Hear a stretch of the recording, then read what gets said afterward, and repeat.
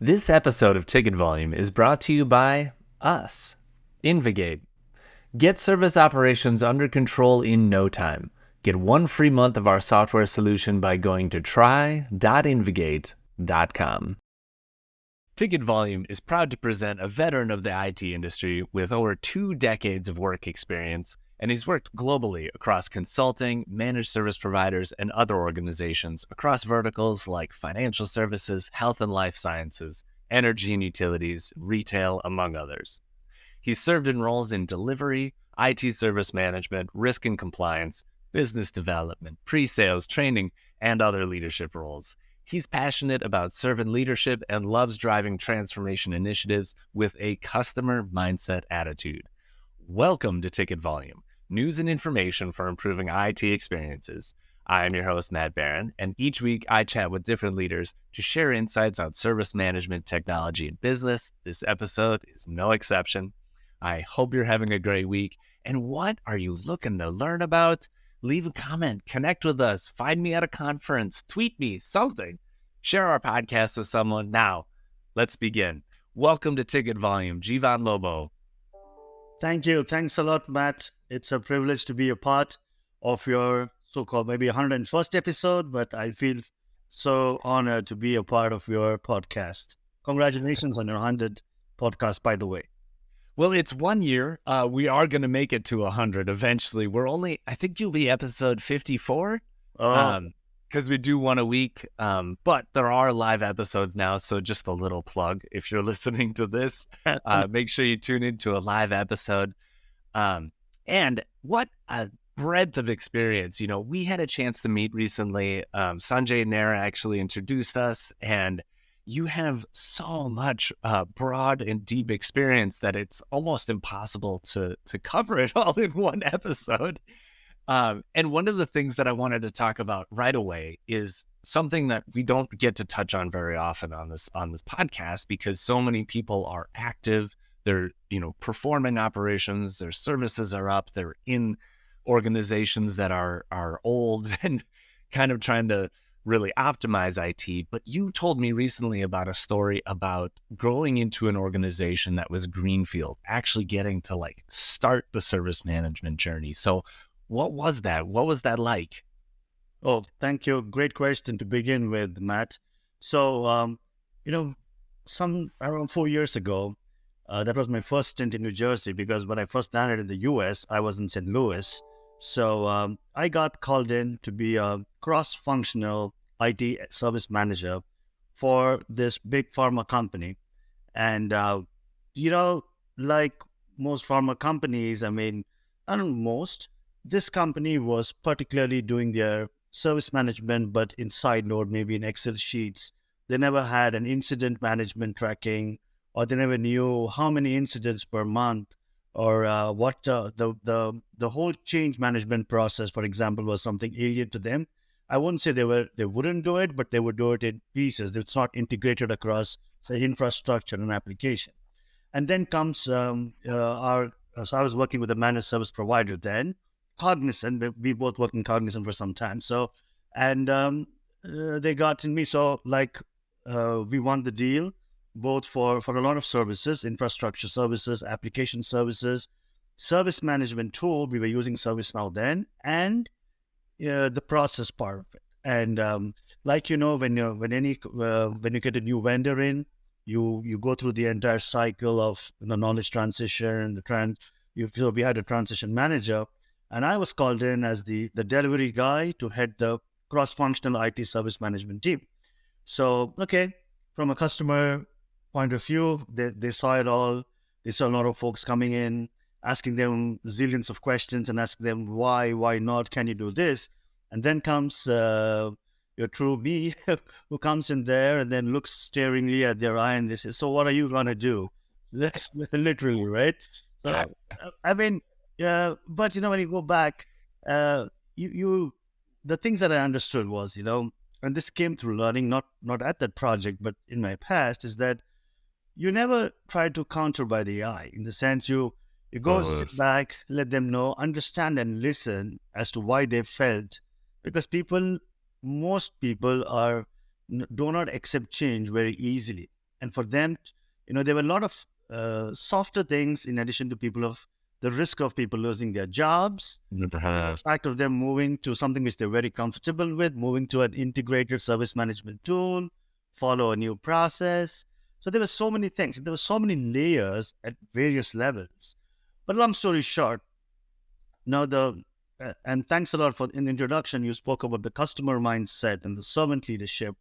These are the tenets I use a lot and just help me become successful. Of course, we work a lot alongside people, be it customers, partners, or the leadership. But, we sing the same story along. And if you ask me, did I have a rough time? Yes, I did.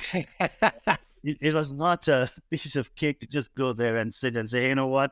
From day one, you're going to see a new thing. But it took us a good 30, 45 days and it all started with the leadership. So they wanted to know, they were oblivious of how many tickets they were getting or why they were getting tickets, what changes they were doing. And then because people were doing stuff, I agree, but they were not doing it the way a leadership would want to see it.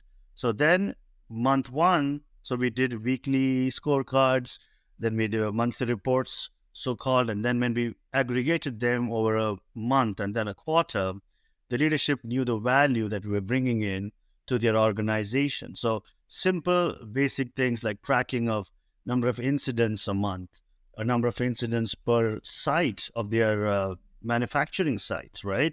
Because they had this customer had a lot of manufacturing sites. So we were able to capture after doing all the basic configurations. We got so just providing them some analysis to play around with.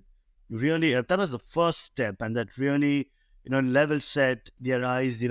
Started opening up. They said, okay, here's a partner who know what we want. At least they're letting us know our productivity before we went into quality and other aspects. So, but it was I really am thankful for getting that opportunity. Made a lot of friends, both on the customer side, also my peers. Some of them work with me, some of them have moved places, but it's so nice. You relive that journey. It's really helped me to be where I am today. Yeah. Yeah, I hear you. The first enterprise project that I had doing an implementation, it really felt like that. You get everyone in the room and you just want to tell people like, don't worry, you're not going to lose your job. We actually need you in other capacities more than this. And it's tough to like get over that hump and get people, you have a lot of conscious objectors, people who are just trying to fight the change because they don't really know what the change is and they want their job to be fun and easy, because who doesn't? Yeah. So you said it took 35 to 40 days. So what was that? Is that just like the come to reality moment? Like we're going to assess where we're at? Yeah. So, we would go to, I remember this, such a funny moment, but, it would be a 9 a.m. stand-up call. And we would all be there in the meeting room. Of course, the first few days, people want to see presence, and this was pre-COVID. So, you want people to come in office. Of course, not as suited up, but come to office and just provide them. They would like to know, okay, so what we've invested in a vendor, right? A managed service provider. What value are bringing to the table? So start with something basic. What is my team doing? Where are we raising too many changes? What are changes? People were alien to the concept of problem management. What is RCA? So what is and the fact that we told them, not just by sheer talk, but by actual data, like by stating to them, hey, you know what, you've got just a number, you've got 1,000 incidents per week, and most of those incidents are coming from a location, and most of them are because of a particular issue, maybe an application causing an issue, and this happens because of a particular time of the week or the month. Then they said, okay, we knew this happened, but we didn't know to this extent and this level. Okay, so can you go and figure out why that's happening? And that's when we got in problem management, which means, I know our viewers are very knowledgeable, but it's more about root cause analysis, doing the 5 whys. Why would this happen? And, going through that entire route. And for them to, for example, event monitoring, why do we have event management? What is so we got into each and every facet of service management, and they really appreciated the value we could bring, because to get people, for example, in change management as a principle, they never had something called as the CAPS, the Change Advisory Board. They would have someone making a decision somewhere because you don't have ServiceNow as a tool. People are doing things independently. They just have an email blessing. That's it. No one's held accountable, no ownership. And here we go into a CAB meeting. You've got your infrastructure head, you've got your application services head, you've got a security head, you've got your end user services head. Boom. All of them go. They're on a table. They're on a meeting together, both from the vendor side and the customer side. And then you have the CIO who's also blessing it. And they say, this change is going to go. It's huge. This is the impact that's going to happen. So look at the level of preparedness, the approval. So they saw value. They saw real value because the same business who would go back and complain to them automatically started showering them with praises and appreciations. And they said, okay, yeah, this is what we wanted to hear. So did I achieve my return on investment? The CFO says, yes. Okay, what else you have to show? And that's where the journey began, the partnership began. And I'm so blessed and grateful that I had an opportunity to play a role in that engagement. Man, it's such a good story. And thank you for living through that trauma so that we can all benefit. And so like, if you, let's say, times have changed, of course, right? We've come a long ways. ITIL has changed. The way that we operate, the way that we consult, everything just continues to evolve. What advice would you give to either consultants or IT leaders that are in that same situation, right? They're managing change via email or some other system that's not compliant, I'll say. Or they're just getting started on incident management, or they want to get towards maturity. What metrics or what guides or advice would you give to those people? Yeah, great question again, Matt. So the way, I would go with the simple. I start with very basic, right? Before you go advanced, go basic. I know we are talking about senior leaders, people with C's in the prefixes, in their designations. That's fine. But we need to always, I believe, in coming to the table, partnering, and listening. So we need to understand their story. Why do they want it and for what reason? So I can propose the best metrics in the world. But you have so many tools in the world, but if it's not customized to the way you want it to behave, it's of no use. So go back to the drawing board, ask them what would they like to see and why. Get that out of them. Sometimes you get it easily. Sometimes it depends on the stakeholders. Some of them are like, okay, I want this. They were very brutal enough to say, this is what I want, and I don't care how you do it. Some of them have had some finesse to it, and but end of the day, they all have some story. They need something. So my advice to them is, okay, wherever you are, whatever you do, start baselining and benchmarking always, because you wouldn't know how much you want to improve until you know where you are. So it's quite ironically, I do this as my job with numbers and volumes. I got recently presented this Apple Watch, right? And I hate to see a lot of metrics, because I already do this at work, and a lot of metrics telling me this is what you need to do, and this is how you did, and this is your trend. But trust me, this is the digital world. You need to know where you are to improve. Otherwise, you're going to go behind. So the starting advice to anyone out there for me is start collecting data, review them, however it is. Okay, for all you know, you're looking at a wrong tool, a wrong data set, or wrong something. Start. Right? Just like how my gym instructor at CrossFit tells me, it's not about you improving, it's just coming and showing up to the gym. So start somewhere, and then once you started, then you look at and value. Of course, you need to know what you want, and they should be consultants, like in the form of managed service providers or like the big fours or others who can recommend to get here. This is what you need to do. This is the approach, and let them have a lot of buy-in. Otherwise, if they're not sold onto it, and if they don't, because they're going to propagate your opinions or suggestions or recommendations to the board, and if they don't trust it or buy in wholly, you're not going to go anyway. So those are my 2 cents. One is baseline benchmark data and start doing it from day one. Secondly, know you where you want to go, and three, try to get them invested completely so that they can build your case whenever it's required. Hope Yeah. you found my answers satisfactory, sir. Beyond satisfactory. That was gold, dude. I really like the point that you made about starting with why. I actually recommend to leaders to actually like record the why. Get a video of the executive stakeholders that are just saying it, because these service management initiatives, they never end. And so you're gonna want to keep, Yeah, yeah, informing yeah. people why. And when new people join the project, like tell them why and just keep repeating that why. I also really, really, really like the point where you say, your analogy to the Apple Watch, because once you know why and you start managing those metrics, it really influences the behaviors. Just getting those in front of people, it causes change. I think about how often I sit now. I used to never think about that, but the watch, it nags me, or True.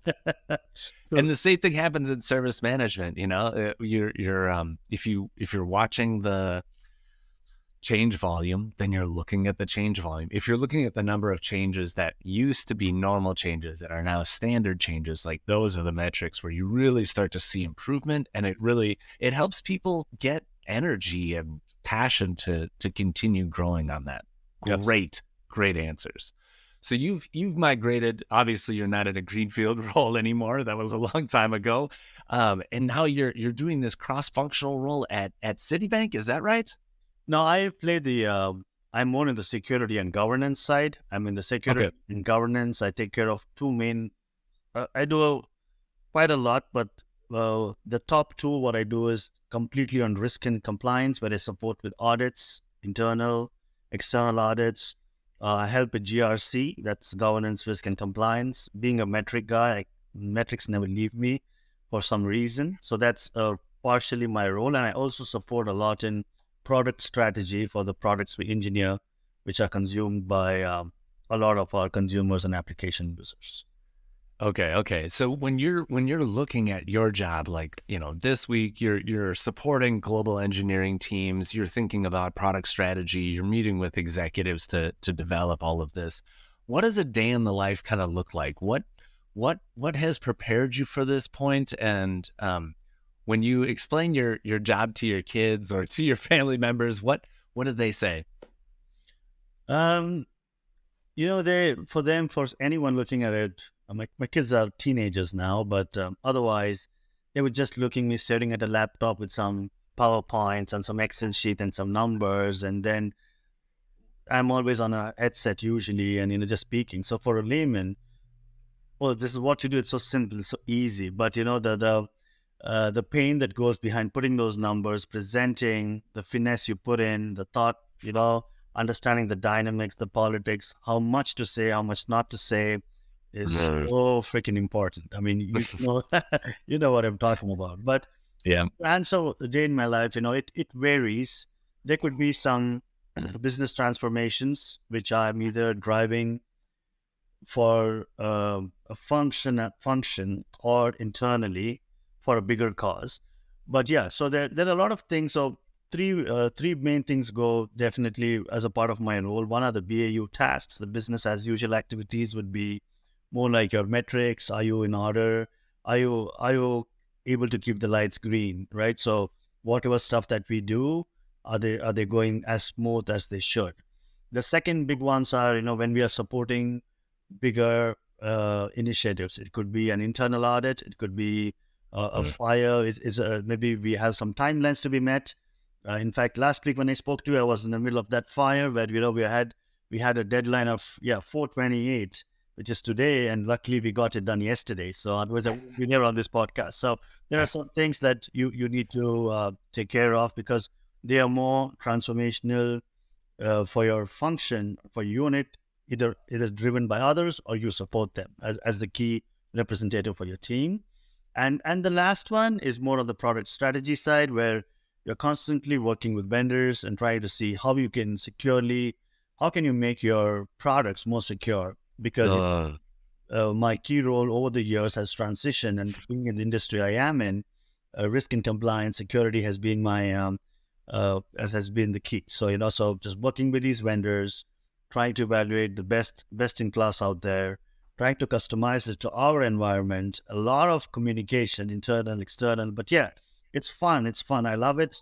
I'm very happy and blessed that I have this. It's a lot of communication across the globe. Thanks to a global team, I get to learn a lot of languages. I get to I'm trying to sing some songs in different languages. That's where you can you can get to know the language better. But yeah, it's really good. It's really nice, and it's been a good. Some days are better than the others, I should say. Like today is better than my previous week, but it's all a part of the day. Part of the day. Yeah. Yeah, GRC is stressful, right? And at a financial institution, you've got tons of compliance to deal with, right? You guys are ISO 20001, right? Yeah, yeah. And you hear GRC, and it's kind of hard for people to understand. But you said it perfectly. You're really trying to get service teams, designing teams, DevOps teams, the services teams to build with security and compliance in mind from the beginning.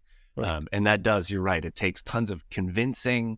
You have to kind of connect the dots, work upstream and downstream to kind of understand where that's at. And this move from consultant to practitioner, that's always an interesting one. These bigger orgs, they usually grow by acquisition, right? You mentioned Cognizant. We both work for Cognizant. I worked as part of 2 acquisitions that they made. They bought my company, and I've actually worked for Cognizant twice because they bought my company twice. Oh wow! and so, what do you say? Like when you're in GRC and Citi's going to grow by acquisition, how do you deal with that? What does that look like? Yeah, so it's a great. I want to give a great example here. While I was I just mentioned about the Greenfield project that I managed some time back. So that was more like a phase 1, and hardly we were 2 years. We thought we did well. We're doing brilliant in terms of getting accolades, achievements, and we thought barely we were settling in. Then came an announcement. Boom!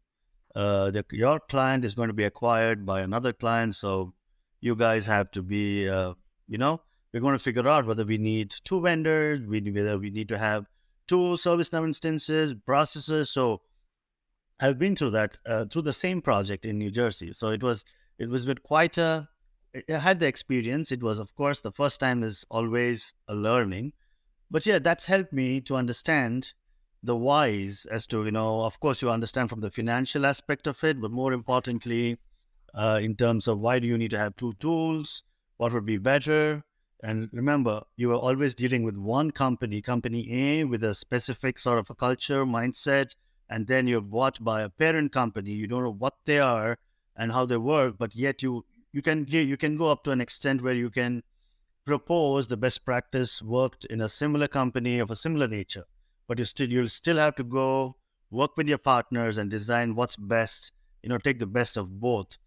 Sometimes in some cases, or just ignore both and build something new. So those are the things that I learned and picked up the same project while I was in Cognizant. But yeah, in terms of, to answer your question, in terms of specifically in terms of when it comes to acquiring, when it comes to letting go, it becomes a little hard. There are, besides the aspects of tools, process, there's also a human part of it, in the sense that, people are, either there's a scare of a loss of a job, because you need to feed to a family, or in terms of you need to expand your skill set, or it could be a division, merger, or closure, or part of. There's so many things, but the way these things are handled becomes more important. So and I'd rather go among all the things that I would like to stress and emphasize. I think relationships matter the most. You don't know when you're going to bump into anyone, and the more smoothly and the more you communicate is better, rather than going one shot and saying, hey, tomorrow is the last day, or whatever it is. It's so, just to give you my 2 cents on this, Matt. Yeah, M&A is an interesting thing. How do you how do you join 2 companies up? It's like 2 families. During when you propose to someone and you're going to get married, you never really think about how your families are going to get together until the wedding day. And then it's like, okay, are they all going to dance together? Do they fit? Do they? You don't think about that energy necessarily because, you're selfishly thinking I'm going to marry this person, but really it's two families coming together.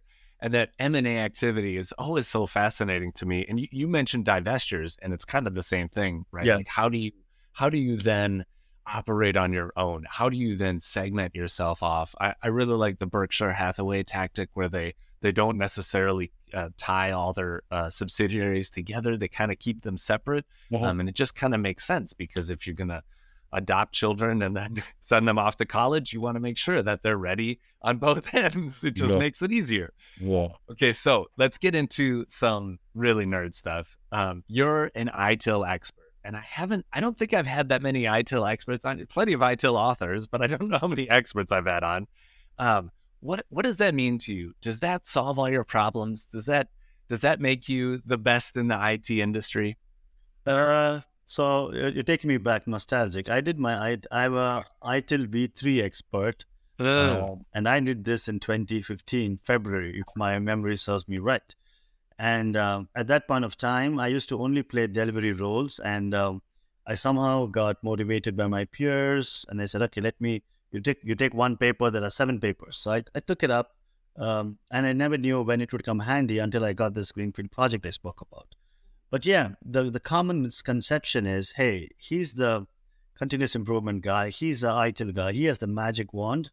Just ask him to come over. He's going to fix all your problems. But in reality, does it work like that? No, definitely no. Because ITIL, what is ITIL? Or ITIL is a best global set of business practices. You've got some best practices. You've got processes. You've got some metrics to help and aid you. But until you get into the customer's shoes, until you understand, and I'm going back to what I said sometime back, what do you advise IT leaders and what do you do? You'll have to go very nascent, very basic and ask them, what is your problem? What do you want to, it sounds so basic, it sounds so elementary, I would say, but that's what is required. You start from there and then figure out, okay, maybe to solve a problem X, I would use an ITIL principle Y. And that's how it's got to map together. And then to make this better, I will include processes, and then I'll do the value stream mapping, and then I'll introduce metrics. So these are my aids, which are going to make my process or my problem get resolved, because I'm going to show you the path, and I'm going to do the whatever we spoke about, process, tools, metrics. So but people definitely get confused. They assume an ITIL guy is going to solve everything the moment it doesn't work like that. But are they capable enough? So if I go back retrospectively and question that to me now, because today my role is completely risk and compliance. I'm so fortunate. I'm so happy. I did my ITIL Expert. I got a good opportunity to work in a lot of organizations, both banking and financial, where I was doing service management. And that thought and approach has helped me in my current role, because I still go back and do the RCAs. I still go back and ask continuous service improvement. I still go back.